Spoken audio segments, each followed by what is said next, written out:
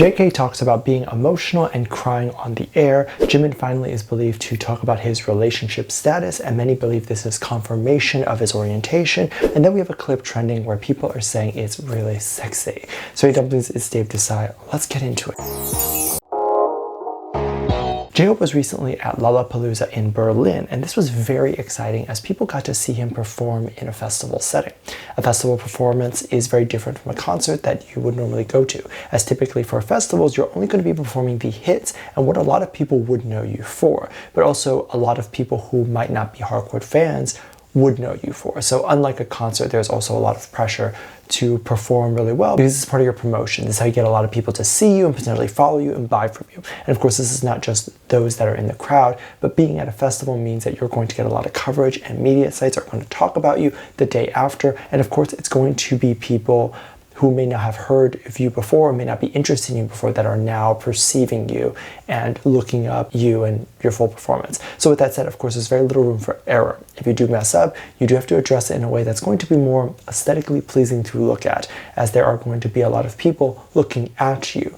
And if it was just a normal show, then that's not a big deal. However, the BTS boys don't have to worry about this because whether they're on stage just for their community or whether they're on stage for a bunch of people who have never heard of them before, they always kill it and do an amazing job. Jikook decided to shock his own community with a very specific outfit that included two very thin chain necklaces, as well as a fully opened unbuttoned shirt. So he was showing his chest and abs and all that with the necklace accentuating that because it was lower in his neckline. Now, some people believe that there was a wardrobe malfunction with the necklace. And of course, that was easily caught by just the fact that that is what people were looking at most, right? Because if it was something else, I don't know if people would have noticed as much. But of course, he also knew that people were going to be looking at the necklace. He was seen fiddling with this necklace a little bit, and then it cut to something else, and then it cut back to him showing the necklace in his hand. I'm wondering if the broadcast people or the cameraman knew that something was wrong and decided to take attention away from him, so they decided to cut away from the issue. But essentially, it looked like the necklace just fell off or broke off or whatever it was,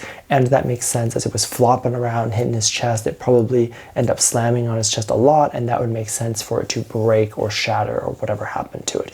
Maybe he just took it off. That's an option too. But then as he was moving, he made a very subtle gesture as he threw the necklace further to the stage so no one could trip on it or whatever. And it was not made a big deal at all. But some people took his performance or his reaction to the situation as very professional, as he did it in a very subtle way, and people didn't even notice that his necklace fell off or whatever. I definitely agree with this, as it happened very quickly and he quickly went right back to dancing as if nothing happened. And most people, if you're just kind of watching, you probably wouldn't think much of it. I mean, it zoomed in when he threw the necklace, like the camera punched in. So a lot of people could have just assumed that he went to the front row of the crowd to touch someone's hand or something, right? It doesn't necessarily look like he's throwing a necklace. In fact, if the clip was taken out of context, most people wouldn't even know that that's what he was doing. So as always, he is very professional, very sexy. He is very great. I love hearing stories like this and just how professional the boys can be. And on the other hand, we also have the boys being open and honest and feeling a lot more relatable during certain things. If you're unaware, the movie Kpop Demon Hunters has been taking over Netflix. It really almost automatically became #1 of Netflix, and it makes a lot of sense, or at least it should be this way, because apparently it all took almost a decade to create the film. So if you're putting that much effort into something, there definitely should be a big payout reward like what we have here, and that's all very cool and exciting. This not only paid off in terms of ratings and money and all that stuff, but it seemed to have reached one of the most famous K-pop idols that is ever known, which happens to be JK. I'm not going to spoil or talk too much about the film, but if you are really sensitive to spoilers, you can just click right ahead and skip this story. It should be about a minute after this. But basically, the ending of the movie, it's a little bit more emotional, like how a lot of movies get. There's a villain, and then there's a good guy in it, and the villain in this is the boy band. The good guys are the girl band. Basically, at the end, something emotional happens, and JK talks about how that particular moment made him tear up and cry.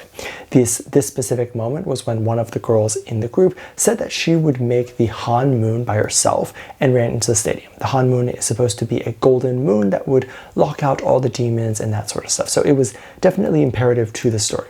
Towards the end of the movie, when we start to get a resolution and when we start to realize things and realize how things aren't as fair as they're supposed to be, this is when things get emotional and people tend to cry. So of course, this was really cool to see JK get an emotional reaction, because that means that he cares a lot about the movie and he was heavily invested into it.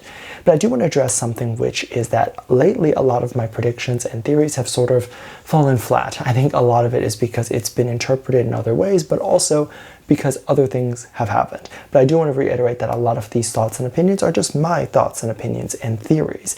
And so they're not always going to happen, but there are things that I believe could happen. And one of those things right now is I believe that we're going to start to see a lot more songs made from movies, specifically with HYBE, but also specifically with BTS. K-pop Demon Hunters broke a bunch of records for streaming, and apparently it was believed they did something that neither Blackpink or BTS ever could have done. This, to me, tells me the next steps going forward could be the label wanting a comeback and to have a show or to have a movie and have something where they can promote the song in it and just have it be released onto Netflix or something. So going forward, I could definitely see that as a promotion strategy, being that the label would write the groups and the members into a story, and the group's members would be in a movie or a TV show, have it just be like one season or whatever, and then the songs in it, the albums, and they probably would just do really well.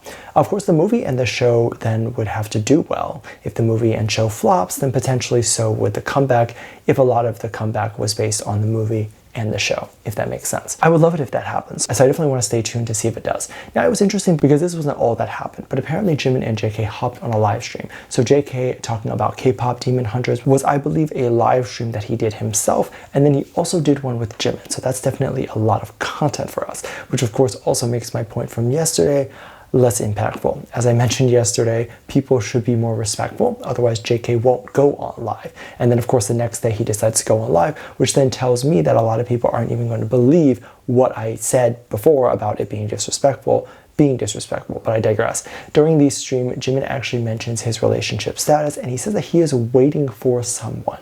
He doesn't know who that someone is, and he says that that's what the song Who is about. They both did a long giggle about this, and they're just both talking about that. But this was interesting because this was one of the first times that I think he's not only mentioned that he's single, but he's also mentioned that he has not found anyone. So it's one thing to say that he has an eye on someone, but he's still single, but they're not together. But it's another to say that he is not only single, but he has no interest in anyone.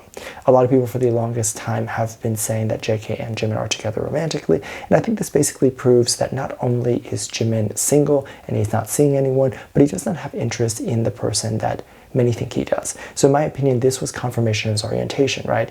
It was probably confirmation that he might not be a part of the LGBT community, or that he's not interested in any of the BTS members romantically.